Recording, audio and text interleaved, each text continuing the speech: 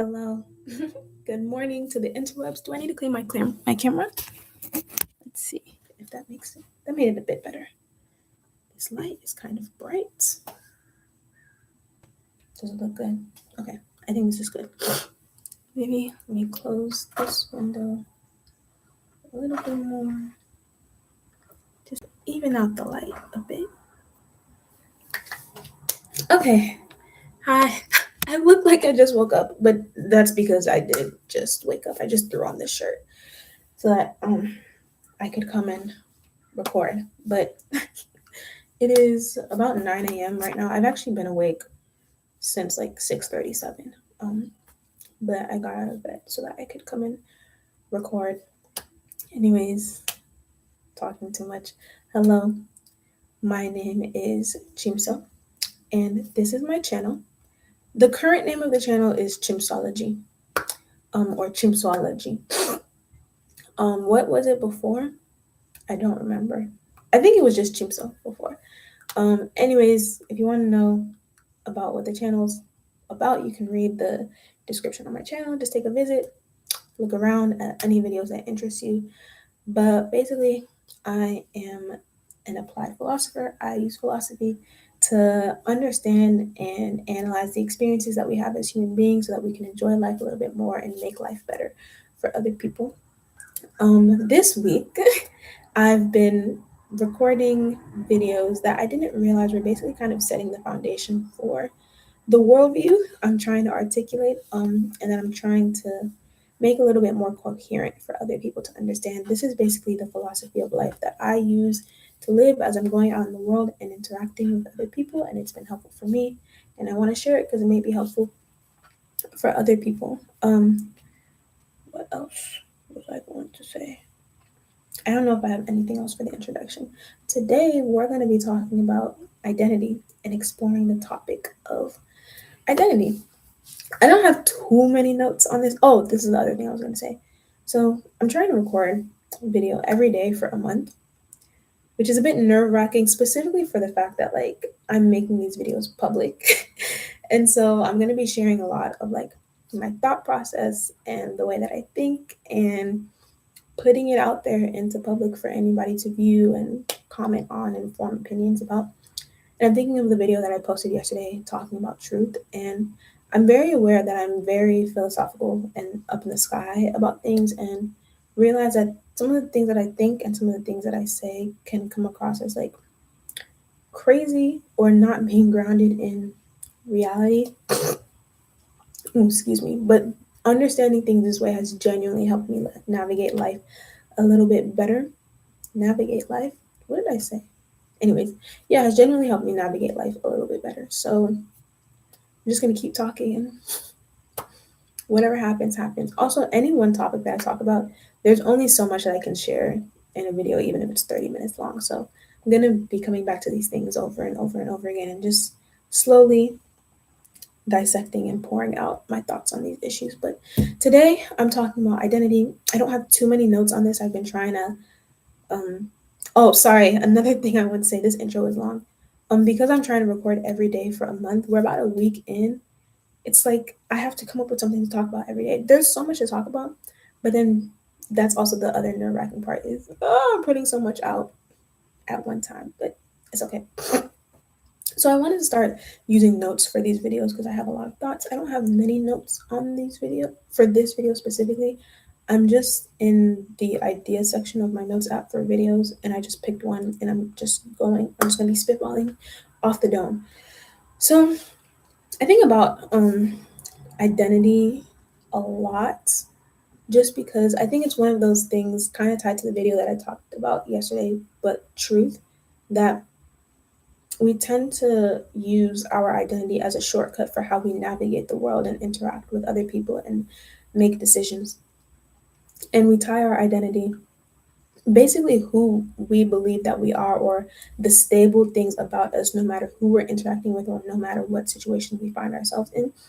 We use that as a justification for our actions and our feelings and as an explanation for things that happen to us in life. And just the more that I've understood, I think, science and also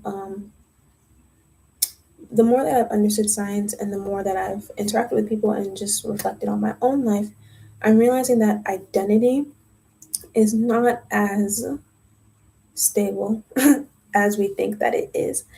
And also, I think part of identity is, I think there seems to be an element of, it's weird because I think when we use identity, we talk about it somewhat with an element of agency and choice about who we are, and then also an element of that it's immutable, or basically that it is what it is and it's not changing and I have no control over it. Um, but I think the way that I'm approaching it is more so from the lens of we are shaped by our experiences and our identity, or how we move about in the world is not some kind of static thing that was imputed into our being at the time of conception. I think it is very malleable and very circumstantial as well in terms of how it manifests, um, and then how we then go about being in the world. I do think there are parts of who we are that probably are pretty stable and most likely can be explained by genetics, which is probably the most concrete thing about who we are. But there's also an aspect of genetics that certain genes express themselves under certain environments, or certain genes don't express themselves under certain environments. So even things that are quote unquote encoded in our genetics require a certain environment for them to be expressed and to be expressed fully. Um, so some of the things that I've observed that reflect in, sorry, excuse me, turning off my notifications. Some of the things that I've noticed that reflect in the way that we express ourselves and move about the world and understand things is genetics, for one. Um, I'm not sure, I haven't looked into this, but I'm not sure how tied genetics is to physiology. So, just the way that our body functions, the chemicals that we have in our body, and things like that, and also our brain being a big part of it, being a big part of that as the seat of perception and decision making and processing and all these things. But also in the within the context of like the most concrete example, men versus women, um, and women's hormone cycles and how that affects how we show up and interact and process things. I firsthand experience this every single month. So, and it wasn't something that I experienced when I was younger. And as I got older, and the female genes within me started expressing more as I got older, I started noticing those changes. And then it makes you start questioning, like, oh, is this how I react during this time of the month? um, it's a very interesting experience to go through that. So, okay, genes, our physiology, obviously our upbringing, the environment that we're in, the relationships and experiences that we have. I think relationships are probably the biggest feedback for what we deem as our identity. And what else? The culture, experiences and culture, I think I would say the same thing. But basically, the larger environment that shapes who you are. So, not just the house that you grew up in, but also the community that you're a part of, the culture that you're a part of, the music that you listen to, the movies that you watch, the narratives that are being told about your place within this larger culture, or within this community, or within this family, or within these friend groups. And so then identity, I don't know if that's everything. Again, I don't have notes. I'm just going off of the dome. But identity then becomes identity as a functional thing. I am a functional person when it comes to a lot of concepts. But identity as a functional thing then becomes the interaction of all of these different things. And so like how like certain parts of your personality or your processing of the world encoded in your genes express when it is met with all of these different environments. And okay, what was I going to say? So then, if identity is then like, if identity as a functional thing is then the interaction of these things, this kind of goes back to one of the topics I was talking about yesterday in the truth video about things not being inherently. There's a word for this in philosophy, but I don't remember. But our concept of a thing, what makes a thing a thing? I think that was one of the things I said in like a couple of videos. But our concept of a thing is like an object.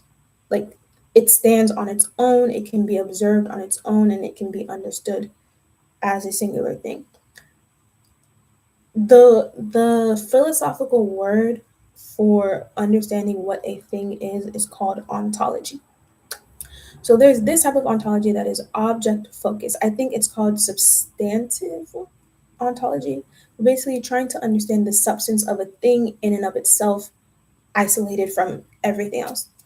Then there's a different type of ontology called relational ontology, which I lean more towards. And as we discuss certain things, you're going to be seeing me lean towards that a lot heavier. But relational ontology basically says you cannot understand a thing separate from its interactions with everything else. Um, and that things in and of themselves are relational. So not just like, so like, okay, let's take this case, for example. There's a camera in here, but let's just take the case. So if we want to understand what the case is, we might look at like all of these things about the case. But this case can only be understood in relation one to its function. Its function is to hold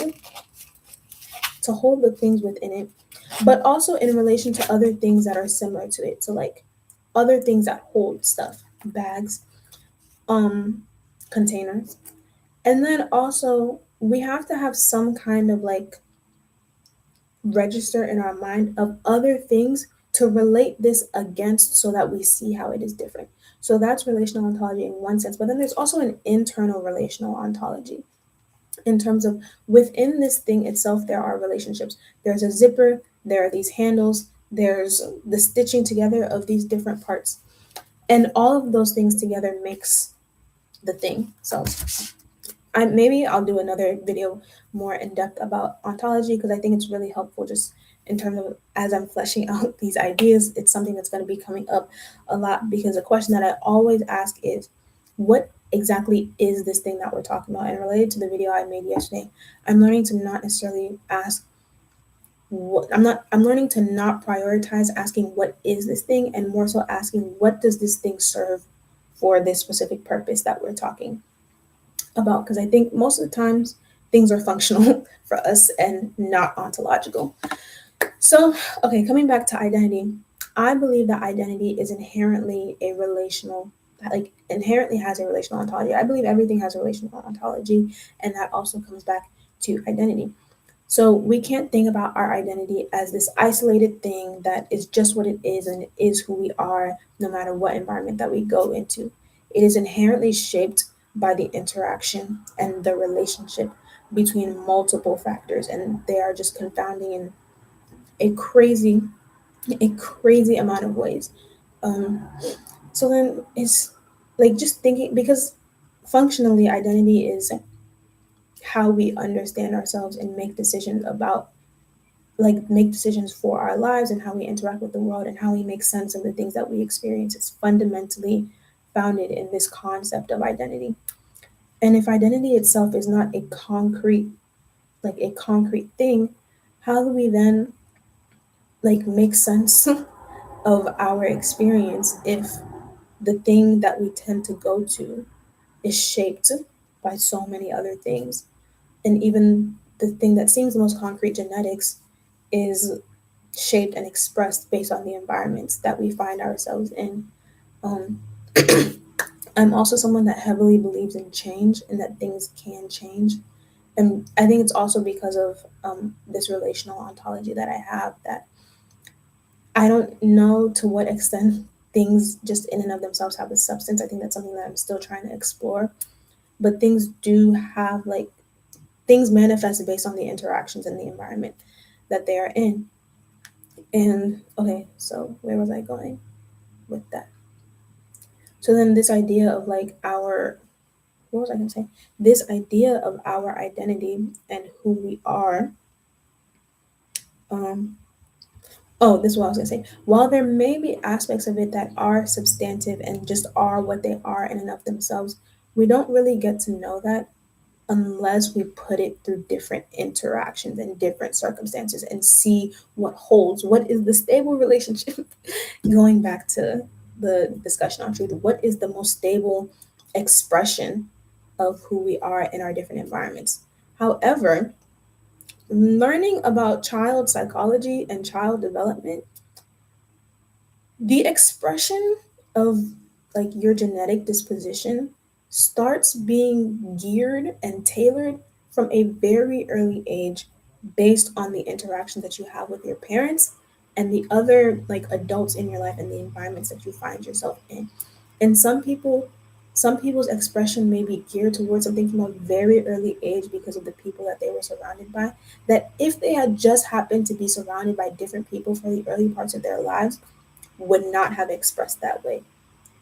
So that's where I come to the conclusion that identity is inherently a relational thing, and the expression of like the immutable parts of our identity is intimately tied to the environments and the relationships and experiences that we find ourselves in from a very early age, even from the time of us being in the womb, because the womb is an environment.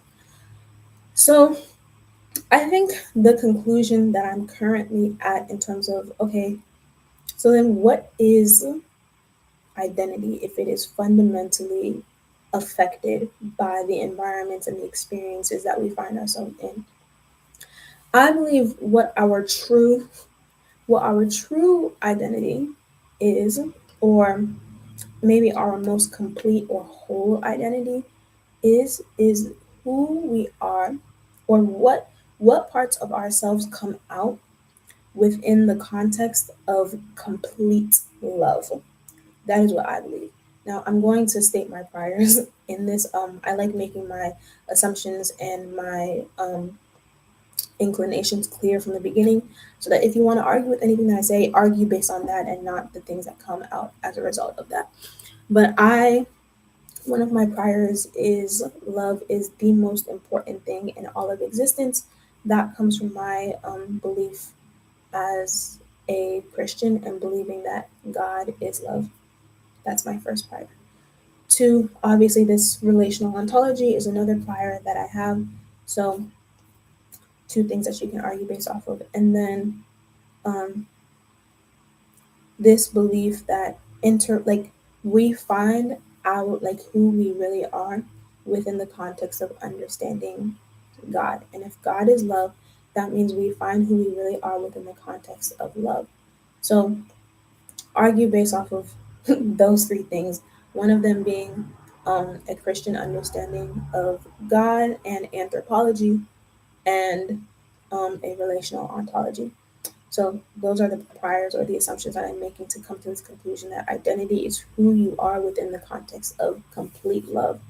And also, I think this may go back to the relational ontology thing, but I'm a very relational person.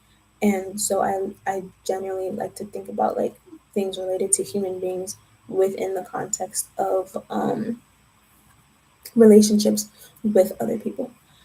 So, okay, now I then have to define what I understand love as. And I don't know if we're going to fully get into it in this video, but because if we're going to say identity is what parts of you come out in the context of complete love, I think we would have to have an understanding of what love is and what a complete experience of love would be.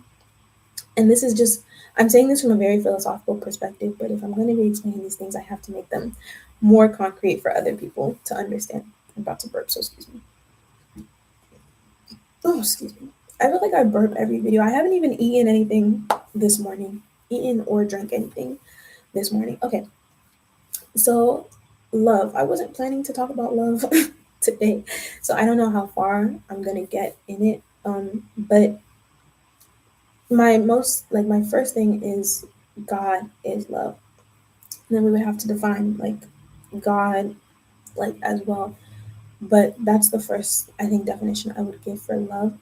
I think the second definition or a second part of the definition is um I don't know, I have to think about this. I have it written somewhere, but it would take me time to go and find where I have it written down. But um I think I could find it in one of my notes pretty easily. Some of the conceptions that I have around it. But I believe that love is an interaction. Again, relational ontology is coming out. I think I put somewhere. Okay, I have one. one of the things I have is love is the binding force of all existence, which means that love necessarily is the thing that brings people together, brings people and things together and keeps them together. And then having this note with all of my different proverbs in it is really helpful because it really does inhabit a lot of the world worldviews that I've come to. Okay, so I said love is the binding force of all existence, and love is an everlasting process, a cycle of perception, affection, and decision. And I think love is also also my understanding and assumption that I make is things are fundamentally functional. So I think love is a thing as much as things go. And I think it also is oriented towards something. What that something is, I think maybe things coming together and staying together. I think that's what it is. It's very vague, I know. I speak in very vague terms, but in terms of it is a cycle of perception, affection, and decision. I think it is yeah, I didn't come to this video to talk about love, so it's hard to kind of bring this video to completion without talking about love since my understanding of identity is founded in an experience of complete love. But maybe I can just end this here and then make another video where I take more time to think about how I want to communicate my understanding of love. But I think the best expressions of who we are, which is what I would say our identity is, like what is the best, highest, most whole and healed, complete version of who you are. I think that is your identity. Out of all of the other expressions that you could have, out of all of the different things that you could become based on the environments that you find yourself in, I think your identity is probably, if we were to pick one and not say like, oh, all of those things is who you are because they're contingent upon external factors. I think if we were to say what an identity is by picking one, it would be the one that expresses itself, or the ones, because it could be multiple, that express themselves within the context of complete love, because love can manifest itself in different ways and things like that. So maybe of the sum within the set mathematical terms, within the set of expressions based on all the different environments you can find yourself in, your identity is the sum of those expressions that happen within the context and experience of love. And I would even say complete love because I think love can manifest itself in different ways because this is fundamentally an interaction between two beings. So you can find yourself in interaction with someone who is loving you completely, but the way that their love expresses is contingent upon how you interact and respond with them. Again, relational ontology. So, yeah, I think I'll have to come back and make another video about love so that we can kind of wrap up this whole concept of identity. But just keep that in your mind. Like, who I really am is within the context of me being loved fully and completely. And as a theist, and not just as a theist, as a Christian actually, because I can't say that every um, religious worldview has love as a fundamental quality um, of God. So, as a Christian, I believe that ultimately our identity is found in our interaction, experience, and relationship with the divine, which is the source of our experience of love. But I also understand that the divine manifests through all of creation, and we can experience it very potently in interactions with other people, which also means that we can experience a corruption of it very potently in interactions with other people. So I think I would say first, look for God, whatever that means. At some point, I'm going to have videos about that, but look for God and look for God in all of creation and in other people if you want to know who you are. And as a Christian as well, I believe that God most fully manifested in Jesus. So then obviously we get into the story. The story, the life, death, the resurrection of Jesus, and understanding who we are as human beings, and then understanding love and finding love and placing ourselves within love to bring out all that we really are.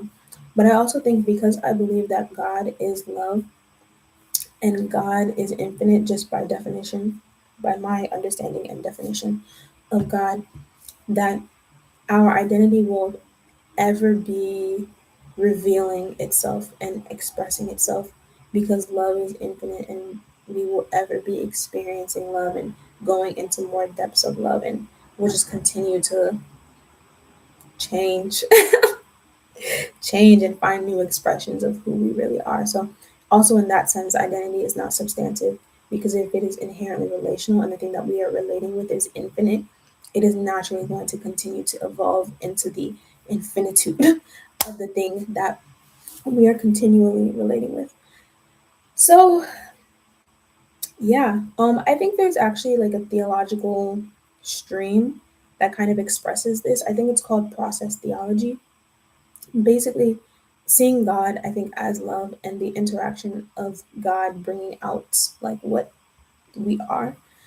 So yeah, I guess my understanding of identity is founded in this tradition called process theology.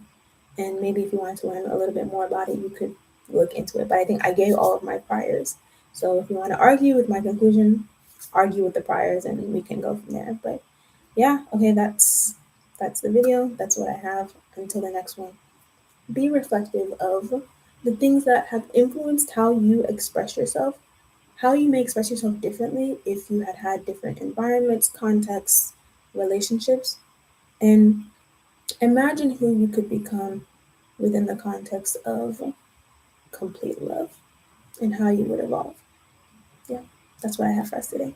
All right, to the next one. Thanks for stopping by.